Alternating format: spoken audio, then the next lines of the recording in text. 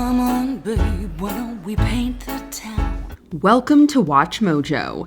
For this list, we'll be looking at famous folks who have a unique way of speaking, whether that's an unrecognizable accent, one that changes, one that's actually different than we're used to hearing in their projects, or even one that has been accused of being fake. This morning, her accent was the topic of much debate.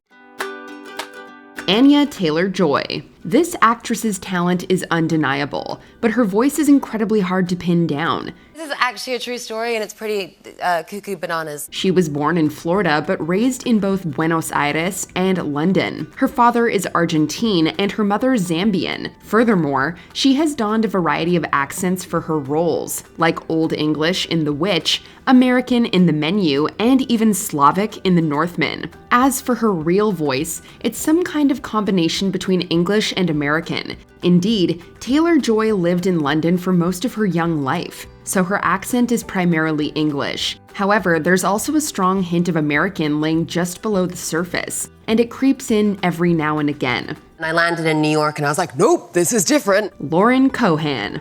Donning a Southern American accent on The Walking Dead, Lauren Cohan is quite convincing, but her real voice sounds nothing like that. No, it's far harder to place. Cohan was born in New Jersey and lived in America until she was 13, presumably developing a natural American accent. I think he was just getting really into the moment of the scene. Maybe he felt like zombies need romance too. She then moved to England and lived there throughout her teenage years. As the voice is still prone to change at that age, Cohan picked up the English accent and continues to speak with it to this day. But her formative accent is also there, resulting in an often bewildering mix of English and American. Listening to her speak is like taking a trip around the Atlantic. I figured there's not that much nutrition in the apocalypse, so you end up taking a lot longer to actually grow a baby. Dorit Kemsley. This star of The Real Housewives of Beverly Hills has often been criticized for her accent. Is it a fake accent? You be the judge. My father was a paratrooper in the Israeli army, very, very highly trained.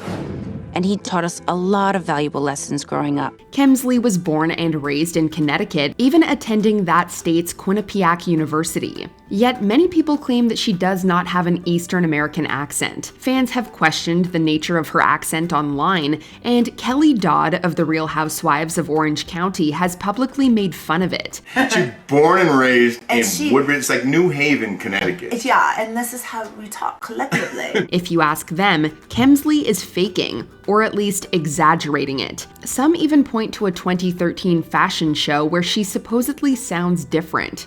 I know that I care as much about them as they will about the suits. For her part, Kemsley claims that her distinctive accent is a result of her British husband, Israeli parents, and experiences traveling.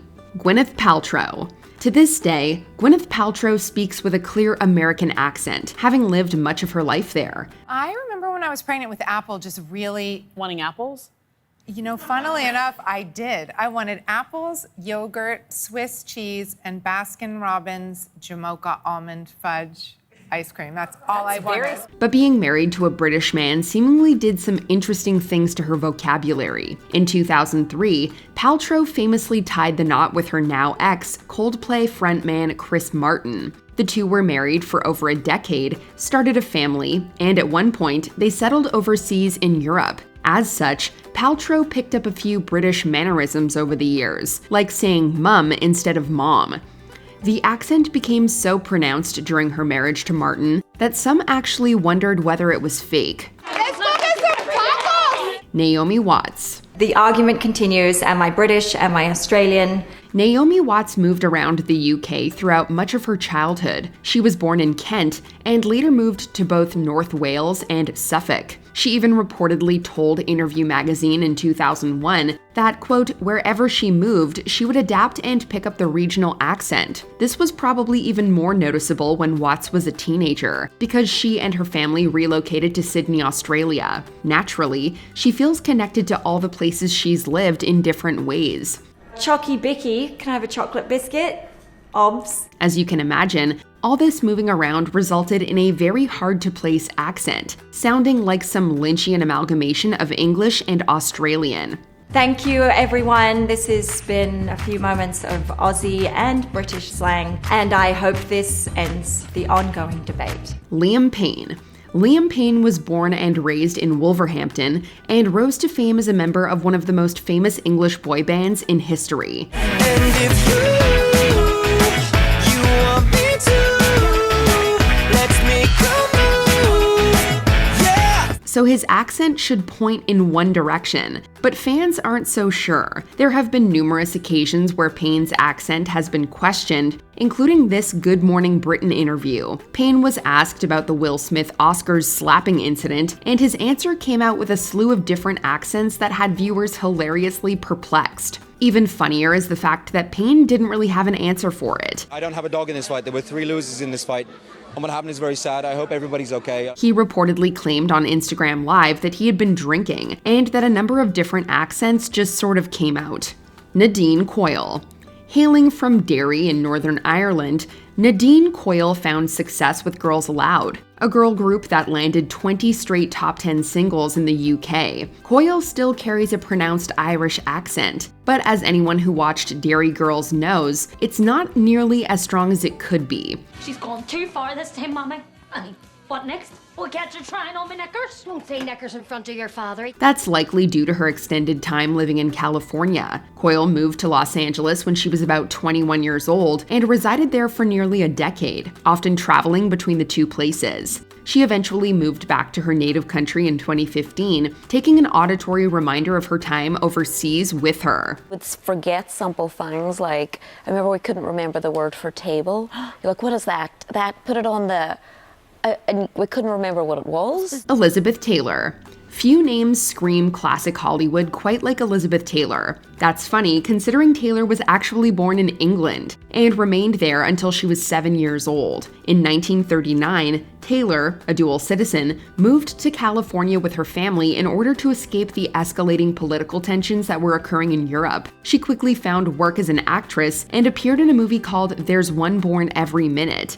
According to Taylor, she was told to speak in a faux American accent, as she still had a pronounced English inflection. We all outgrow fairy tales like this before we get into our teens, but in London, it's hard to know when myths end and reality begins.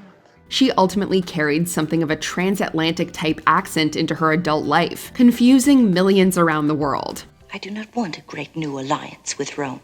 What do you want? I have come for Mark Antony. What is left of his army, Rufio, my son, and I, all of Egypt, are waiting for him. Meghan Markle. There has been lots of discussion about Meghan Markle and her place within the royal family. But while some were confused about who was keeping what title, others were more bemused with Markle's manner of speaking. We all had a great day, I think. I'm sure we did. The sun was shining for us. Yeah, absolutely. Oh, very lucky all around. She was born and raised in Los Angeles, and her American accent is clearly evident in her pre-royal acting work. But things got muddy once Prince Harry came into the mix. There have been many reports in the media of Markle getting a bit of an English accent after she spent time overseas with him and the royal family. Listen to this exchange recorded as she was chatting with well-wishers. Oh, thank you. That's so nice of you to say. Is that a hint of a British accent? You decide. Markle's staff also reportedly saw a change in this regard, as she apparently incorporated some British terms into her repertoire. Catherine Zeta-Jones. Did you know that Catherine Zeta-Jones was Welsh? Well, neither did a lot of people. Zeta-Jones found incredible success after moving to Los Angeles and starred in a number of popular films, including The Terminal, Chicago, and The Haunting. What do these movies have in common? Yep, her characters have American accents. But I've been distracted from work by love, you know what I mean? Not really. Hey, don't tell me Boston's different from New York. Others know Zeta-Jones from The Mask of Zorro, in which she plays Elena Montero. This has led many people to believe that she's either American or Latinx. I dabble with drums. I play piano, and I love music. Nope, she's from Swansea, and she has the accent to prove it, though you can also hear some US inflection. This has recently stirred up disbelieving reactions on social media, especially after she presented Best Film at the 2023 BAFTAs. And the BAFTA goes to All quiet on the Western Front. Nicki Minaj. Nicki Minaj was born in Trinidad and Tobago and raised in Queens, New York, but sometimes a third accent slips out. When people get nervous, they may stutter. When Nicki gets nervous, she goes full British. Why'd you stop it? I don't know. I just, sort of... Who are you now? What happened? We have to admit it's a great way to distract people from the difficult or personal questions she's asked. She also just loves the accent and wishes she was born with it. Me and my mates took the tube home from the pub because we were bloody knackered. We personally love her natural Queen's accent, but at least her alter ego, Roman Zelensky, hails from London, so a bit of Brit does live in Nicki the Ninja. Anna Paquin. Yeah, this went out on live television in the UK on BBC Nightly News, and it was a scene of Sookie having sex with Warlow in the cemetery for True Blood fans who know what I'm talking about. Yeah. You may be surprised to learn that Anna Paquin, who plays a lot of American roles, is actually from New Zealand. She's had a lot of time to practice different accents since she's been acting since she was 9 and won an Academy Award at 11. I was a shy kid from New Zealand and this was not my world. So, it's still a little overwhelming, but it's something that you actually can learn to enjoy. In general, she tries to blend her accent with her surroundings, even in interviews, and taught herself to speak with a Californian accent. In True Blood, she has a convincing Southern accent, but sometimes her natural accent sneaks in. This is my dream, so both y'all need to shut up and listen to me. She even avoids talking to her mom and sister back home before a take, so she doesn't slip into her Kiwi accent. That's some serious dedication. Priyanka Chopra. Priyanka Chopra has a pretty impressive resume. She won Miss World, she was awarded a Padma Shri, she's a UNICEF ambassador, and she has a confusing accent. The accent thing may not be an accomplishment, but it's something she fully admits to. Listen, people think my accent is so confused that so am I.